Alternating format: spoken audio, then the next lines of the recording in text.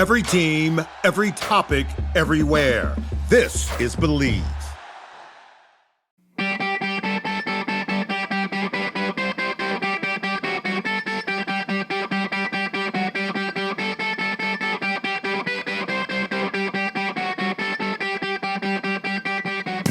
Happy Wednesday, hockey think takers. We always do our Skate Tech ad read to start our Wednesdays because they're our family over there. And in case you didn't know, Skate Tech Skate Sharpening and Equipment Repair brings you NHL quality service at an affordable retail price. With over 23 years of sharpening and equipment customizing experience, Skate Tech serves as your personal equipment manager, providing the highest quality skate sharpening, blade profiling, team uniforms, and equipment alterations available on the market today. Let Skate Tech help you take your on-ice performance to the next level with the edge the pros trust. Check them out at skatetechsharpening.com. Here we go, baby. What's up, everybody? Short shifts today. We got a topic on hockey that we're going to talk about, hockey specific. Jeffrey J. Hulavecchio has no idea what this topic is going to be, but shall he accept this challenge from a one Toph Scott right here? I just referred to myself in the third person for probably the first time ever in my life. Then we're going to have a really good day. And by day, I mean 10 minutes, because there's a 10-minute limit on this. We're off the rails. Let's go. Are you ready for the top three? I am in. So I shall be in. Last week, I didn't even let you answer. I just went. Last week, we did one. We did one on garbage goals. Woo. Last week, we did one on garbage goals. This week, let's talk about how to defend the front of the net. Let's talk about how to defend the front of the nets. We talked about how to score goals in front, garbage goals. You talked a lot about goals going in off your butt. Let's talk about how to defend the front of the net. So let's give it to you, Jeffrey J. Hulavecchio. Go. Get their stick. So it doesn't matter where your body is. If their stick is free, they can tip and rebound. They can pass it. They can do these things. Number one, you have to control their stick. A tip for that is don't try to lift their blade. You have to think of leverage, okay? If you try to lift their blade, the stick is very long. That takes a ton of strength to lift that. Also, their blade can slide off of your blade when you're trying to lift it. If you lift it up closer by their hands, it's way harder to then drive that stick down to the ice or to control and move their stick away from yours, tipping it. So if you can get that stick up and have your blade closer up the shaft to where their hands are, not exactly where their hands are, but just higher towards the hands versus lower towards the blade, you are going to have more leverage to keep their stick from getting free and then allowing them to touch the puck, tip the puck, pass the puck, shoot the puck, all of those things. So first and foremost, 100%, get their stick. Do not let them get it. There is nothing worse from me as a forward trying to tip, screen, rebound, create chaos in front of the net than a D-man who really, really, really controlled my stick. Because then I have to constantly be moving and pushing myself out of the areas that I want to be in so that I can get my stick free away from that D-man. Yeah, I like that. That's number one. What were some of the things that, I mean, you just kind of alluded to it, but what were some of the things that you thought really good defensemen did to you, as you were trying to fight for position in front of the net? Number one, the sooner you can create the battle away from the net. So if I'm in the corner in the offensive zone, I pass it up to my near side D-man. I'm going to charge the net so I can be a net front presence. The sooner that D-man in the corner engages me and starts battling me to keep me away from the net, the less I want to get to the net. And I would have gotten there because that's who I am. But most players don't want to make it hard on themselves. They want it easy. So they're going to wind up not going to that net front battle and go kind of float around somewhere else. And it's going to be a lot easier for your team to defend. So the sooner that the D-man can engage in the battle to keep you further away from the net, the more success you're going to have at not allowing those garbage goals off the, what did I say last week? Off the cheek meow, off the cup, off the knee, tips, screens, all those things. It's a lot harder if there's nobody tipping and screening in front.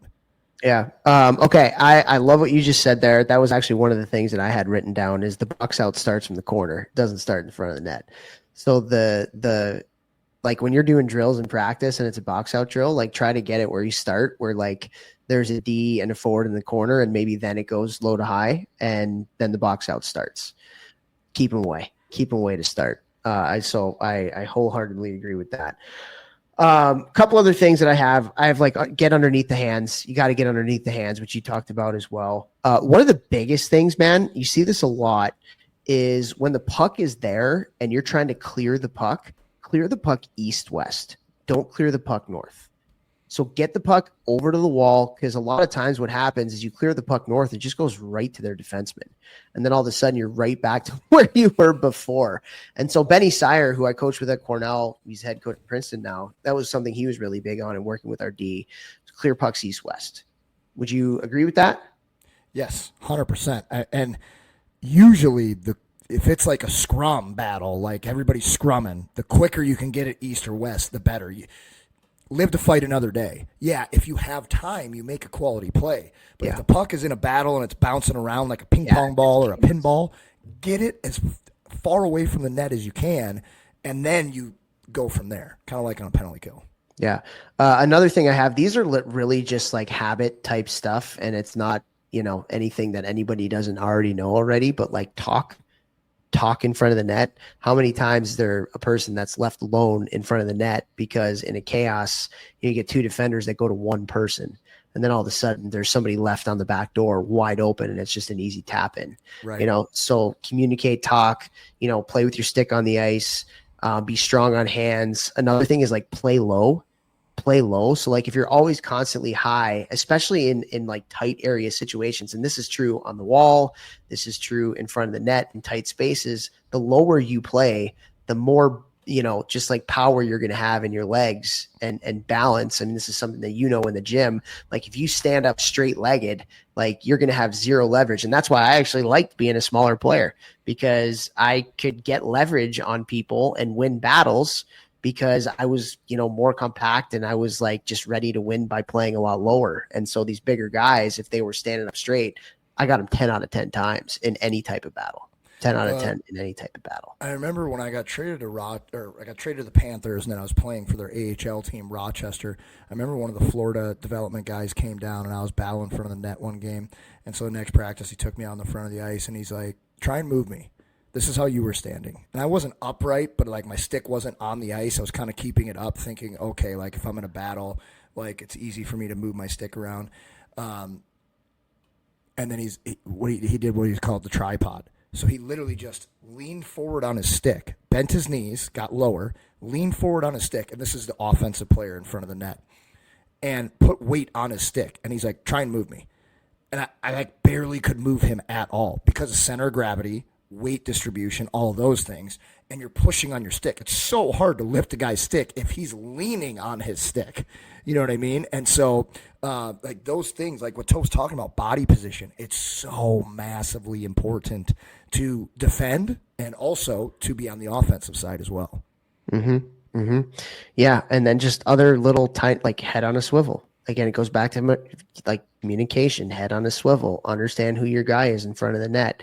And just like those little tiny habits that are just like should be ever present all over the ice and everything that you do. Really, And nobody wants to play against guys who are hard to play against. And that doesn't mean you got to fight a guy, but like a little whack, behind the knee, a little whack in the calf, just a little cross check in the stomach, like between the pants and the shoulder pads, the elbow pad, and like I'm not saying you got to murder a guy because you're probably going to get a penalty, but just like let him know you're there. And you want him to feel it. You don't want it to feel good, but you don't take a penalty. But like, man, I'm telling you, especially now, a lot of guys do not want to go through that adversity, and they're not going to be around the front of the net anymore. You know who's the best player ever at doing that? We played against him growing up. He's still playing. Who? Ryan Suter. Oh, really? There was nobody better than Ryan Suter at finding, that little spot in between the shoulder pads in your pants, right in the ribs, or giving you a whack in the back of the legs, right where there's no padding. Like he was so good at that. And you remember that from when? How long ago? Like 10 to 15 years old. Right? Like Toph still remembers that. still probably remembers because that. it's Ryan Suter and he ended up being like a Right. top 10 draft pick. But either way, like, yeah, 100%. And like for me, it was all like I kind of I shouldn't say I liked it, but it motivated. I'm like, okay, let's go, buddy. We're sickos. We like the battle. We're kinda That's who we sickos. are. But but yeah, being tough to play against. And then yeah, Matt. So like, hopefully, we're giving you some things that you can kind of help when you're working with your defensemen, particularly, or your down low players in some of these small area games right around the net. So last week was the garbage goals. How do we score in those situations? This one is how do we defend it? And so hopefully you guys got some stuff here. Time is up. Share the show, guys.